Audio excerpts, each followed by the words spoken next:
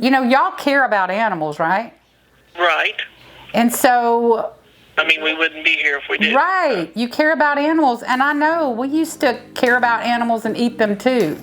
But, you know, the thing is to truly, truly go the distance of caring for an animal, we've got to stop eating their bodies. Bye-bye. Thank you. Bye-bye. And the other thing that I told them that I didn't need to reiterate with her because it would have sounded redundant, but I told her, you know, by no stretch of the imagination did I want to see food animal on their files, because it's a large, you know, vet animal clinic. That's what they do when they treat large animals. For the most part, you know, they're food animals in their mind. And so when you walk through their intensive care unit, their medical facilities, you see food animal department. You know, and when I had that first experience of going there with Stormy, our little cat that was blind, that needed a care because she had got pneumonia, I was just struck deep in my heart about the conflict. That here we are, you know, caring for animals that we eat. We actually have a food animal department, and yet we say we love animals, and we...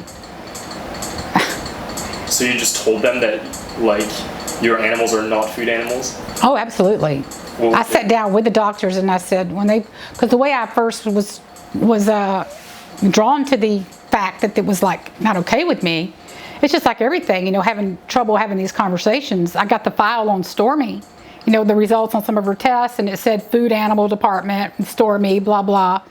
And I said, whoa, before I could even read the rest of this, you need to tell your administrative assistant or whoever typed this up to take food animal off of here before I can even read this. They did. I said, Stormy is not food. None of our animals that we would ever bring in here is food. Oh no, we know, but I said, I understand, you know, but what I'm here to tell you is I will not pay you. I will not read this until you remove that from her file. And so they did.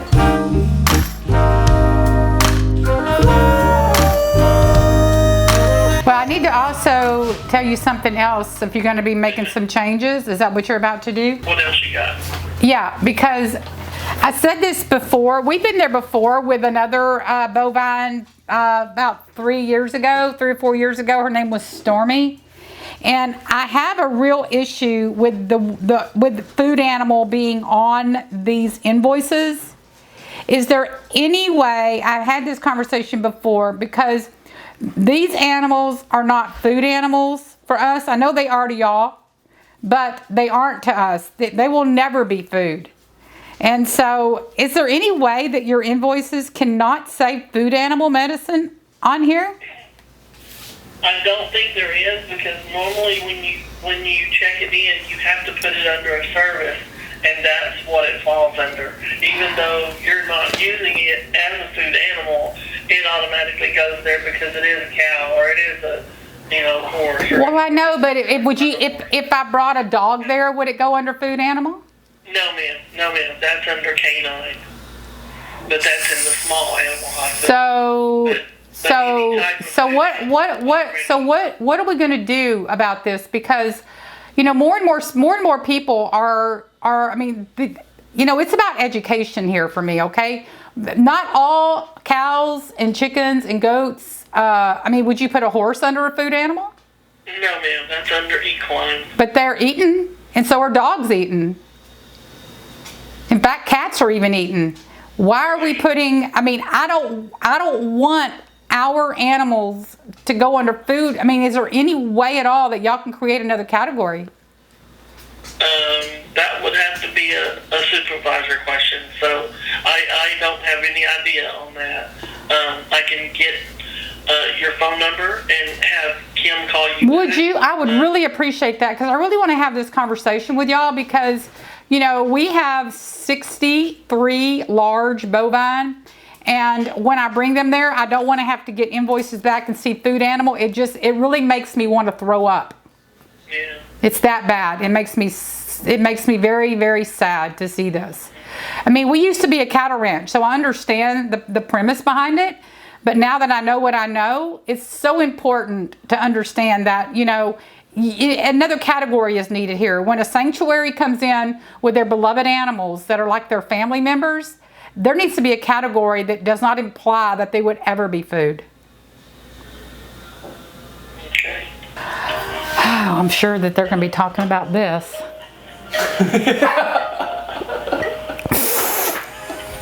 What do you think they're gonna be saying? Well, no telling. I mean, the woman on the phone, you don't want to pay the bill because it's got food animal on it. I mean, I'm not threatening not to pay the bill, but I did it with Stormy though. But I was there. I had him white out food animal. But there's. Okay, are you there? Yes, ma'am. She said she is very sorry, but as far as changing the food animal, we have no control over that. It's just the way our system is set up, and I mean, I understand. Well, I know, but somebody sets the system up. Right, right. And see, what I need, I know, but what I need to say, is that you're talking to? Yes, ma'am, that was my supervisor. Because what I need to say is, you know, y'all care about animals, right? Right. And so, I mean, we wouldn't be here if we didn't. right, you care about animals, and I know we used to care about animals and eat them too. But, you know, the thing is to truly, truly go the distance of caring for an animal, we've got to stop eating their bodies. They're not, I mean, this is who we are as an organization. I mean, we're a nonprofit known all over the country and in many parts of the world, and we have no food animals here. They're all animals that have been rescued from the food animal system. Right, right. You see my dilemma, it's a real difficult place for me to even look at an invoice and even pay it. Yeah. It's hard for me to pay it. Well, I wonder if maybe, you know, some of the vets would know or something like that. I mean, it could be something, you know, just as simple as asking around. I mean, I don't know that, but I've not been here that long. But you know, it certainly would be something worth checking into. I mean, couldn't there be a category that's just called bovine instead of food animal if it's not going to be a food animal?